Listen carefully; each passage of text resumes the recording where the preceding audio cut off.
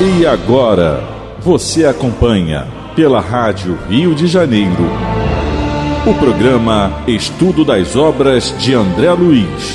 Vamos refletir sobre o livro Mecanismos da Mediunidade. Produção e apresentação, Deusa Nogueira. Queridos amigos ouvintes da Rádio Rio de Janeiro, dando continuidade ao estudo da obra de André Luiz, através do livro Mecanismos da Mediunidade, hoje estamos no capítulo 15, que ele intitulou sobre correntes elétricas e cargas mentais. Cargas elétricas e cargas mentais. E hoje vamos entrar no subtema correntes mentais destrutivas. A gente viu antes correntes mentais construtivas e agora vamos ver as correntes mentais destrutivas. Os referidos estados de tensão, devidos a núcleos de forças na psicosfera pessoal, procedem quase sempre à feição das nuvens pacíficas, repentinamente transformadas pelas cargas anormais de elétrons livres em máquinas indutoras, atraindo os campos elétricos com que se fazem instrumentos da tempestade. E aqui a gente vai parar um pouquinho, porque no programa anterior ele falou, né, quando falou nas correntes mentais construtivas, o esforço intelectual de elevado labor, criação artísticas, obras de benevolência ou educação, dedicações domésticas, tarefas sociais, profissões diversas, administrações públicas ou particulares, empreendimento do comércio da indústria, amanho da terra, trato dos animais, desportos, e em todos os departamentos de ação, o espírito é chamado a servir bem. E aí ele chamou como servir bem o serviço e benefício de todos, sobre a pena de conturbar a circulação das próprias energias mentais, agravando os estados de tensão. E aí nós vimos que quando eu fico na monoideia, quando eu só penso em mim, quando eu só penso nas minhas coisas, quando eu só penso no meu movimento, eu crio um estado de tensão, e esse estado de tensão ele é anômalo, por quê? Porque a lei é de sociedade, de compartilhamento. E quando no meu movimento há o pensamento, quer dizer, a consciência do coletivo, eu faço parte de uma coletividade, quando eu tenho essa consciência, eu naturalmente, libero, eu tenho a leveza, né? Eu libero esse estado de tensão. Mas ele fala aqui que esse estado de tensão, hoje ele está falando, é devido a núcleo de forças na psicosfera pessoal. Então a gente às vezes até fala assim, só olha para o próprio umbigo, só olha para a própria vida, só vê os seus problemas.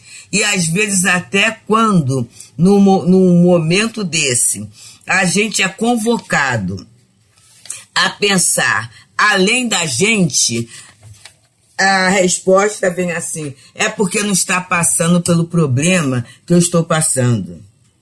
É porque, na verdade, né, não tem a dificuldade que eu tenho. Porque se tivesse a dificuldade que eu tenho, não falaria nisso. E aí, novamente, vamos pensar, meus queridos, é como se eu recolhesse a minha casquinha, tal qual o caramujo. E ali dentro da minha casquinha, dentro daquele circuito fechado, eu não vou conseguir a resolução. Eu não vou conseguir a liberação de nada. Eu vou continuar vibrando naquela monoideia. Então é isso que ele fala da psicosfera pessoal. Não quer dizer que eu vá me desvalorizar ou que eu vá invalidar a minha movimentação. A ideia não é essa. A questão é que eu começo a não perceber, a não receber a vida que existe ao meu redor. Ao meu redor existe vida, ao meu redor existe mundo, ao meu redor existe possibilidade, mas eu não consigo ver nada ao meu redor. Eu fico centralizada naquela ideia fixa. E aí ele diz que isso é quase sempre aquelas nuvens pacíficas que existem, mas de repente vira tempestade. E vamos pensar, queridos, quantas tempestades em nossa vida, em nosso caminho. Quantas? A gente cria, a gente vive, a gente experimenta. E a gente fala assim, meu Deus, mas foi do nada. Do nada, gente. É só Deus, né? Na verdade, é o que está no Livro dos Espíritos, da autoanálise, do autoconhecimento. E eu posso começar a fazer esse exercício. O que me leva a retrair?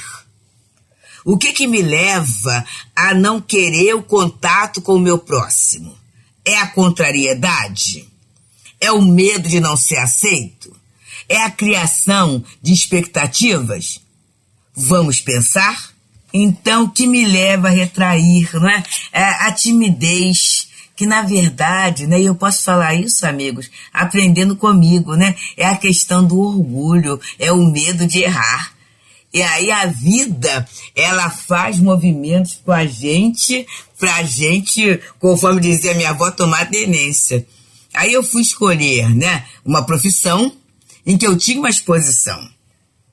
E eu confesso aos companheiros que toda vez que era a véspera, né, da gente assumir uma turma, e o coração batia, quase não dormia, aquela questão toda. Mas aí com o tempo a gente foi se trabalhando, a gente foi se humanizando, a gente foi vendo o outro como irmão. Olha só, gente. A gente foi convivendo e foi observando que muitas vezes aquela pessoa que se apresenta como uma ameaça para nós, é interessante, olha só, o orgulho. E o que é ameaça? Eu acho que a pessoa é mais bonita, é mais inteligente, tem uma condição, qualquer material, olha só para o material que eu acho que é superior. Tudo isso, essas pessoas também carregam dores, carregam conflitos, carregam expectativas, e aí você vai convivendo. Olha a importância de conviver e trocar. A convivência. E aí, quando você vai convivendo, é muito interessante. Você vai se mostrando conforme você é, e o outro vai tendo liberdade de se mostrar tal qual é. Vai havendo uma troca, é a chamada empatia. E com isso, a gente vai caindo, vai sendo trabalhado o nosso orgulho. Eu não sou melhor que ninguém, e até o orgulho de se sentir pior que o outro, né? Nós estamos em evolução. Eu tenho determinadas conquistas, o outro tem determinadas conquistas. Eu tenho determinados defeitos, o outro também tem. E a oportunidade linda que o Pai do Céu está nos dando é para que nós possamos crescer. E se a gente puder crescer junto, se a gente puder experimentar o compartilhamento, vai ser muito melhor para todos nós. Vai doer menos, não é? Vai doer menos. Vai dar uma segurança, porque a gente vai se sentir apoiado. E aí eu me sinto apoiado pelo meu irmão. Mas eu me sinto apoiado também pela misericórdia divina. E a gente vai ganhando uma segurança maior no nosso viver. O objetivo da encarnação, que é o progresso, vai brilhando dentro de nós. O entendimento que cada um de nós tem uma parte a desempenhar na obra da criação e que todos nós temos, olha as duas palavras, a aptidão e a vocação para desempenhar o nosso papel, também vai ficando muito mais tranquilo, vai ficando muito mais feliz. Então, amigos, são essas situações que vão evitar que sejamos surpreendidos por tantas tempestades. Porque aí a dor virá sim. E eu gosto do aspecto da dor. No outro dia eu até li que a querida amiga Márcia Gomes, ela falou dispositivo orientador de rumo, né? A dor vai chegar porque, na verdade, imperfeita como eu sou, em determinadas horas, em determinados momentos, eu vou encontrar descaminhos. Eu vou encontrar tudo isso. Mas aí não vai ser como tempestade. Eu vou assim, epa, está doendo. O que eu preciso mudar? E eu vou encontrar recursos. Aí é que é o bonito, gente. Eu vou conseguir ver o recurso que a misericórdia divina está me dando. E muitas vezes o meu recurso é ouvir o outro, é aceitar do outro essa troca de energia, essa corrente mental que vai havendo. Eu vou oferecer o outro o quê? Muitas vezes, queridos, o que eu tenho para oferecer o outro é a minha dor, é a minha necessidade. Mas eu vou dar chance ao outro de quê? De oferecer a experiência que ele tem, o recurso que ele tem. E vai ser bom para ele essa oferta. E vai ser bom para mim essa recepção. Então, aquilo que seria uma tempestade, muitas vezes vai ser o orvalho das lágrimas, o orvalho da alegria, aquelas gotinhas miúdas que irão caindo, que na verdade não vão devastar o solo da minha alma, mas vão colocá-lo numa situação, vão regar. Vai ser uma situação produtiva para que as sementes da compreensão, as sementes da nova oportunidade possam florescer de uma forma tranquila. Então é isso que a vida vai oferecendo para nós, né? Estamos por isso aqui, pelas ondas queridas da Rádio Rio de Janeiro, nesse espaço generoso que nos é oferecido para o estudo das obras de André Luiz. Estamos nesse momento estudando a obra Mecanismos da Mediunidade, no capítulo 15, que André Luiz intitulou como Cargas Elétricas e Cargas Mentais. E estamos no subtítulo Correntes Mentais Destrutivas. E é esse o movimento, e a gente vai percebendo que é esse o movimento de pacificação. Porque às vezes a gente pensa na pacificação como se fosse a ausência de todo e qualquer problema. E, na verdade, a pacificação não é bem isso. É a tranquilidade interna para facearmos os desafios que existem na vida de cada um de nós. E aí, André Luiz continua nos falando assim, ó, acumulando em si mesma, quer dizer, a alma, acumulando em si mesma as forças autogeradas em processo de profundo desequilíbrio. E aí vamos perceber o seguinte, essas forças, queridos, elas são externas, sim, mas elas foram geradas, autogeradas. O que é isso, gente? Nós mesmos geramos. E aí alguém pode falar assim, deusa, mas aí é para botar culpa? Não, é para nos libertar. Porque se eu gero uma força de alto desequilíbrio, eu posso gerar uma força de equilíbrio, uma força construtiva. Então, queridos amigos, é saber que tem jeito. Tem jeito. Quando eu descubro a procedência, é mais fácil. Vamos perceber uma máquina que está destrambelhada. A máquina começou a não funcionar. E aí, a gente fica... É a tempestade, né? A gente fala assim, meu Deus, esse liquidificador está todo destrambelhado, não está funcionando bem, tudo isso. Quando eu descubro, por exemplo, que o problema está porque não está havendo o encaixe da peça, que eu esqueci, ainda mais esses modernos, eles só funcionam por questões de segurança se tiver tudo encaixadinho. Se tiver uma tampinha fora do lugar, ele não funciona. Quando eu descubro, então é porque essa tampa não estava encaixada direito. E aí eu começo a ajustar, e a partir daí, toda vez que eu vou usar a máquina, eu procuro ajustar as peças, resolveu o problema. Resolveu o problema. E assim são as peças, os setores da nossa individualidade, da nossa personalidade na nossa vida. A gente vai se autoconhecendo.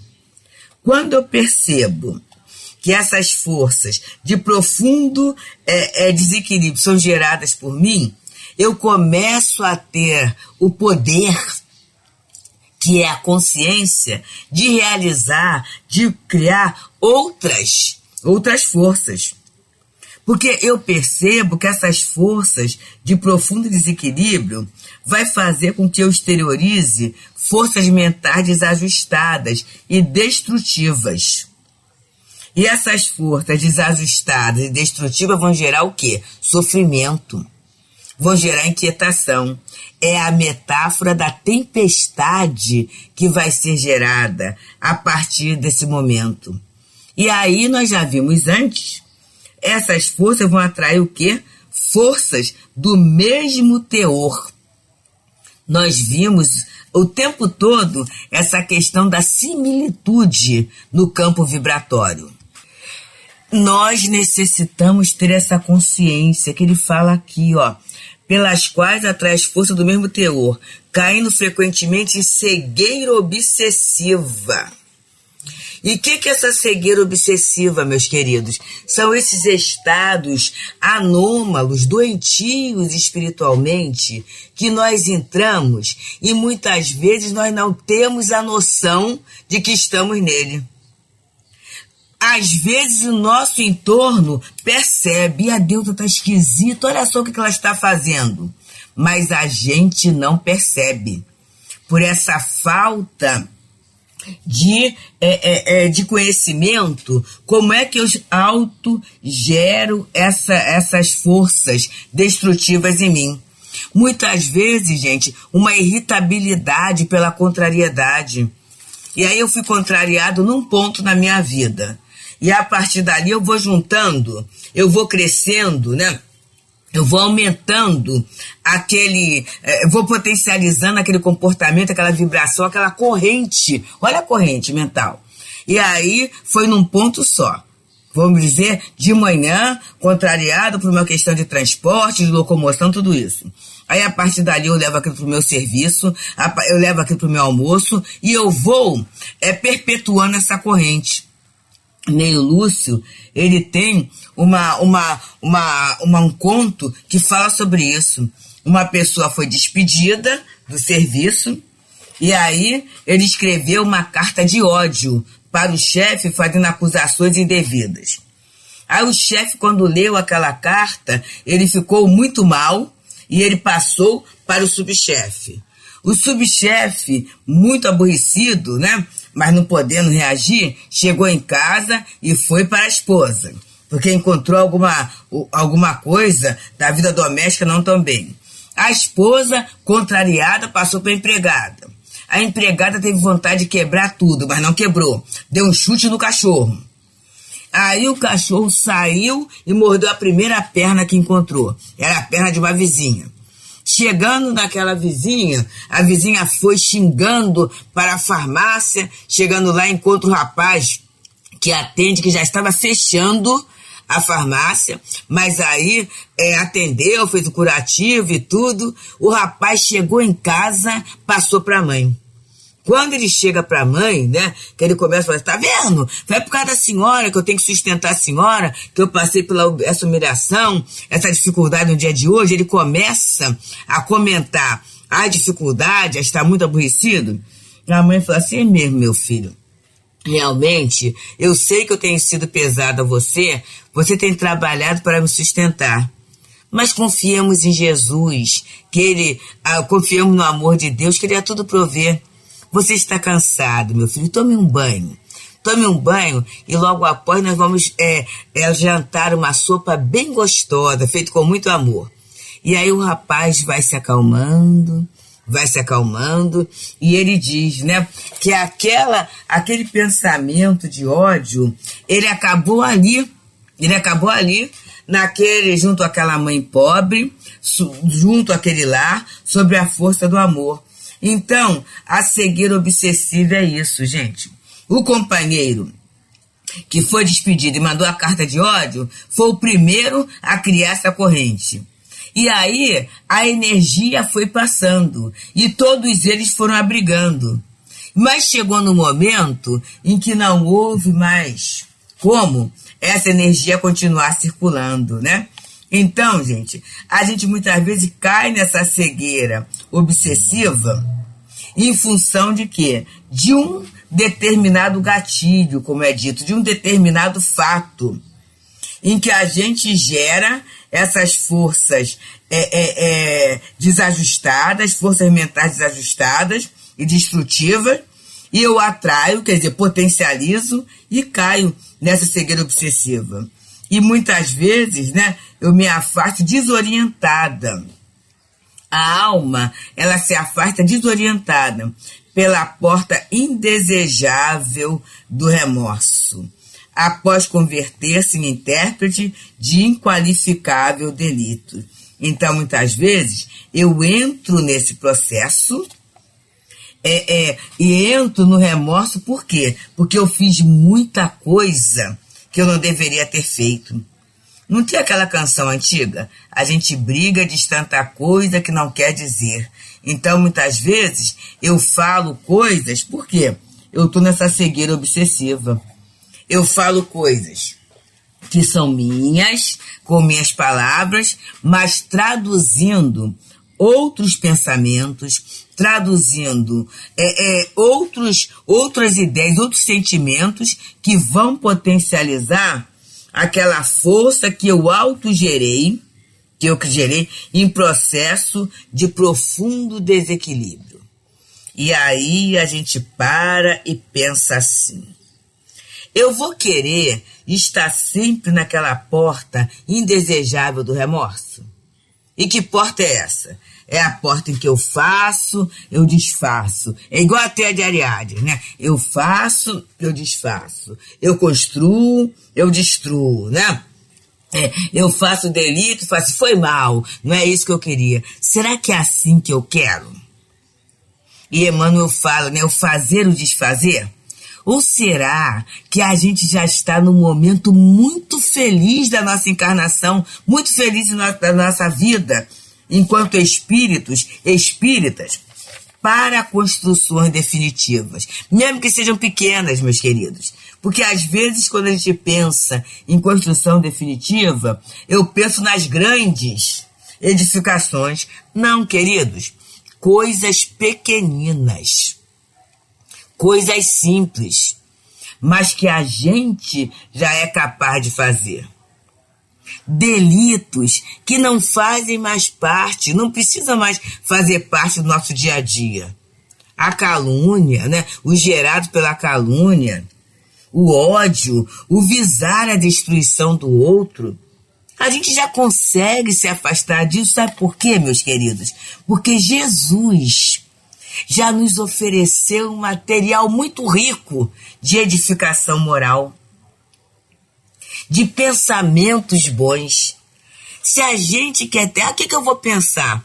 Vamos começar a fazer um passeio pela vida de Jesus na Terra? Vamos parar para analisar um comportamento útil que Jesus teve na Terra? Vamos parar para analisar isso? E vamos nos imaginar fazendo? E vamos até dentro de uma questão pequenininha, fazer. Eu estou lembrando das crianças, dos pequeninos. A gente pode vibrar pela criança, a gente pode brincar com uma criança, a gente pode agradar uma criança, principalmente aquela criança que está ali carente, necessitando, né? Que está na manjedoura da vida. A gente pode oferecer a manjedoura do nosso coração, através de um agrado, através de um alimento, através de uma roupa, através de um remédio, através de uma boa palavra, de um sorriso, de um carinho. Nós podemos fazer isso.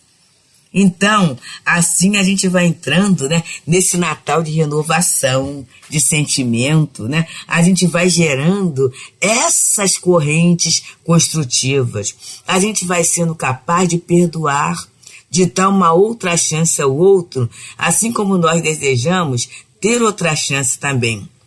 E tudo isso, meus amigos, vai ser muito bom na vida de cada um de nós. A gente vai sair da cegueira obsessiva para entrar na lucidez construtiva. E a partir daí a gente vai atrair forças do mesmo teor.